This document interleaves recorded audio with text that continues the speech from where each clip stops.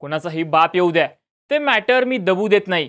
देशमुख कुटुंबाला न्याय मिळेपर्यंत मी हटणार नाही, अशा शब्दात मनोज जरांगे पाटलांनी संतोष देशमुख प्रकरण दाबणाऱ्यावर टीका केली.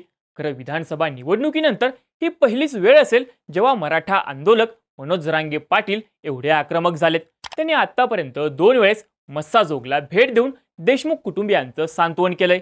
दुसरीकडे मस्साजोग हत्येमागे मास्टरमाइंड असणाऱ्या वाल्मिक कराड यांच्या विरोधात राजकीय वैमनस्यातून गुन्हा दाखल झालाय. त्यांच्यावरील गुन्हा वापस घेण्यात यावा अशी मागणी आठवड्याभरापूर्वी वाल्मिक कराड समर्थकांनी केली होती. यासाठी त्यांनी बीडच्या SP कार्यालयासमोर ठिय्या मांडला होता. वरील 2 व्यक्तींच्या 2 घटना सांगतात की संतोष देशमुखांच्या हत्येनं कसं वळण घेतलंय. ही हत्या कुठल्या कारणामुळे झालीये याची कारणं अजूनही पूर्णपणे स्पष्ट झाली नाहीत. कारण या हत्येचे मास्टरमाइंड असणारे सुदर्शन गुले आणि वाल्मिक कराड हे दोन्ही आरोपी सध्या फरार आहेत. संतोष देशमुख हत्येला 16 दिवस उलटूनही वाल्मिक कराड याला पकडण्यात पोलिसांना अपयश आलंय. पण तोपर्यंत बीडमध्ये आणि इतर ठिकाणी संतोष देशमुखांच्या हत्येच्या निषेधार्थ आक्रमक मोर्चे निघत आहेत.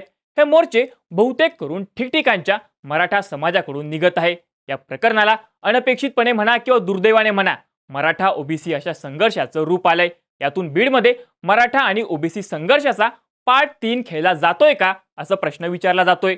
पण खरंच संतोष देशमुख प्रकरणामुळे बीडमध्ये मराठा आणि ओबीसी संघर्षाचा पार्ट 3 सुरू झालाय का? झाला असेल तर यामागील कारणं काय आहेत, पाहूया त्या व्हिडिओमधून. नमस्कार, मी चैतन्य आणि तुम्ही बघताय बोल भिडू.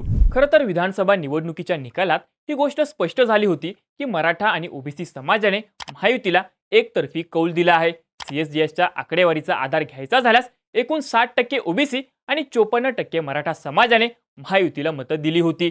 लोकसभा निवडणुकीत मात्र हे दोन्ही समाज महायुतीपासून दुरावल्याचं दिसलं होतं. लोकसभेत 46% मराठा समाजाने तर 50% ओबीसींनी महायुतीला मतदान केलं होतं. वरील विधानसभेची आकडेवारी सांगायचं कारण एवढंच आहे की विधानसभा निवडणुकीत दोन्ही समाजाने एकगठ्ठा मतदान महायुतीला केलं होतं.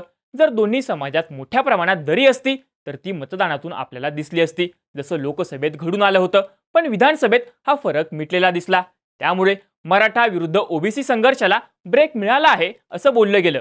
पण संतोष देशमुख हत्या प्रकरणामुळे या संघर्षाला पुन्हा एकदा धग मिळाल्याचं दिसतंय.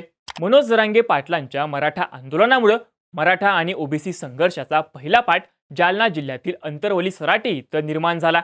पण तो खेळला गेला बीड जिल्ह्यात. कारण बीड जिल्ह्यात मराठा आणि ओबीसी असं राजकारण परंपरागतपणे चालतं. या जरांगे पाटील मूळचे बीडचे असल्यामुळं त्यांना इथं मोठ्या प्रमाणात लोकांची सहानुभूती मिळाली. ठिकठिकाणी त्यांच्या समर्थनार्थ मोर्चे निघाले. असं म्हटलं जातं की बीडमध्ये जरांगेंच्या मोर्चांना जेवढी गर्दी जमत होती तेवढी दुसऱ्या जिल्ह्यात जमत नव्हती.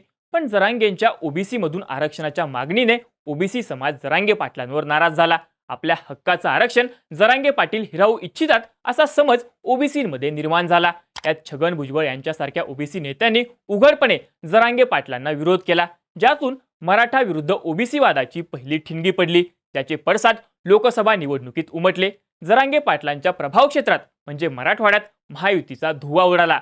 महायुतीला फक्त संभाजीनगरची जागा जिंकता आली. पण सगळ्यात चर्चेचा विषय ठरला तो भाजपच्या पंकजा मुंडेंचा बीड लोकसभेतील पराभव. बीडमध्ये मराठा कॉन्सोलिडेट झाल्यामुळे पंकजा मुंडेंचा पराभव झाल्याचं बोललं जातं. थोडक्यात मनोज जरांगे पाटलांच्या आंदोलनामुळे मराठा विरुद्ध ओबीसी संघर्षाचा पार्ट 1 आपल्याला लोकसभेत दिसून आला. पण मराठा आणि ओबीसी संघर्षाचा दुसरा पार्ट उलगडला तो ओबीसी नेते लक्ष्मण हाके यांच्या उपोषणामुळे. लोकसभा निवडणुका झाल्यानंतर जालना जिल्ह्यातील वडीगोद्री इथं लक्ष्मण हाकेंनी उपोषणास सुरुवात केली. मराठ्यांना ओबीसी मधून आरक्षण दिल्यास ओबीसी समाज मागे पडू शकतो, त्यामुळे मराठ्यांना ओबीसी मधून आरक्षण देऊ नये अशी मागणी लक्ष्मण हाकेंनी आपल्या उपोषणातून केली होती. ओबीसी समाजाने याला मोठ्या प्रमाणात पाठिंबा दिला. पण परत या संघर्षाचं केंद्र होतं बीड जिल्हा. ओबीसी नेत्या पंकजा मुंडेंचा लोकसभेत पराभव झाल्यामुळे ओबीसी समाज दुखावला होता. त्यामुळे मराठा कॉन्सोलिडेशनच्या विरोधात ओबीसी कॉन्सोलिडेशन झालं. त्याचे परिणाम विधानसभेत दिसून आले. महायुतीला मराठवाड्यातल्या 46 पैकी 41 जागा मिळाल्या. थोडक्यात मराठा आणि ओबीसी संघर्षाचा दुसरा पार्ट आपल्याला विधानसभा निवडणुकीतून दिसून आला. पण इथं नमूद करण्यासारखी गोष्ट म्हणजे विधानसभा निवडणुकीत फक्त ओबीसी समाजानेच महायुतीला मतदान दिलं हे म्हणणं चुकीचं ठरेल. कारण CSDSच्या आकडेवारीनुसार 60% ओबीसी आणि 54% मराठा समाज महायुतीच्या मागे उभा राहिला आहे. त्यामुळे दोन्ही समाजाने मोठ्या प्रमाणात महायुतीला मतदान दिलंय असं म्हणता येतं. पण छगन भुजबळ यांच्यासारख्या ओबीसी नेत्यांचा दावा आहे की ओबीसी एकत्रीकरणामुळे महायुतीचा विधानसभेमध्ये विजय झाला. आता मराठा आणि ओबीसी संघर्षाचा तिसरा पाठ वरील दोन्ही पाठपेक्षा पूर्णपणे भिन्न आहे. कारण वरील दोन्ही संघर्ष आरक्षणाच्या प्रश्नातून निर्माण झाले होते. या संघर्षांना राजकीय किनार असण्यापेक्षा सामाजिक प्रश्नाची किनार होती. तिसऱ्या पाठला मात्र राजकीय किनार लाभली आहे. याला कारण ठरलंय संतोष देशमुख हत्या प्रकरण. 9 डिसेंबरला केज तालुक्यातील मस्साजोगचे सरपंच संतोष देशमुखांची अपहरण करून हत्या करण्यात आली. या हत्येमागे धनंजय मुंडेंचे निकटवर्तीय वाल्मिक कराड असल्याचा आरोप होतोय. मागील 16 दिवसापासून वाल्मिक कराड, सुदर्शन घुले हे फरार आहेत.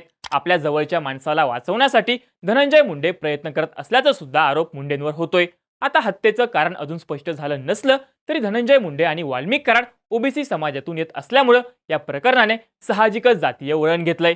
यात वाल्मिक कराड 16 दिवसापासून फरार आहे. त्यामुळे आपल्या जातीच्या माणसांना वाचवण्याचे प्रयत्न बीडच्या काही नेत्यांकडून होत आहेत असे आरोप सध्या होत आहेत. या सगळ्या घटनाक्रमातून मराठवाड्यात ठिकठिकाणी आक्रोश मोर्चे निघत आहेत. हे आक्रोश मोर्चे बहुतेक करून मराठा समाजातर्फे काढले जात आहेत आणि यातूनच मराठा आणि ओबीसी संघर्षाचा तिसरा पाठ खेळला जातोय असं बोललं जातंय. संतोष देशमुख प्रकरणामुळे बीडमधल्या सुरेश धस आणि बजरंग सोनवणे यांच्यासारख्या मराठा नेत्यांनी सुद्धा उचल खाल्ली आहे. कारण आजपर्यंत बीडमध्ये ओबीसी समाजाचं नेतृत्व करणाऱ्या मुंडे घराण्याचं वर्चस्व होतं. पण संतोष देशमुख हत्या प्रकरणामुळे मराठा नेत्यांना मुंडे घराण्याविरोधात बोलण्याची स्पेस मिळाल्याचं बोललं जातंय. यामुळे धनंजय मुंडे आणि वाल्मिक कराड यांच्या विरोधात मराठा समाजाचे नेते एकत्रितपणे बोलत आहेत. मग आपल्याला यामध्ये आष्टीचे आमदार सुरेश धस, बीडचे खासदार बजरंग सोनवणे आणि माजलगावचे आमदार प्रकाश सोळंके यांचा समावेश करता येतो. खरं तर संतोष देशमुख हे भाजपचे बूथ प्रमुख असल्याचं बोललं जातं.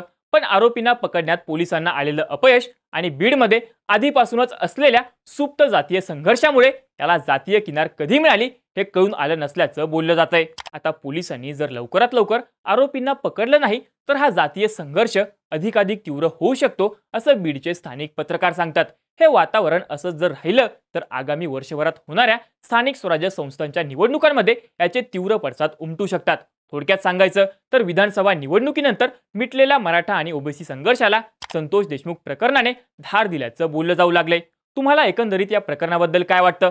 खरंच संतोष देशमुख हत्या प्रकरणामुळे मराठा आणि ओबीसी संघर्षाचा तिसरा पाठ सुरू झालाय का? तुमची मतं आणि प्रतिक्रिया आम्हाला कमेंट करून नक्की सांगा आणि अशाच माहितीपूर्ण व्हिडिओसाठी बोल बिडूच्या YouTube चॅनलला नक्की सबस्क्राईब करा.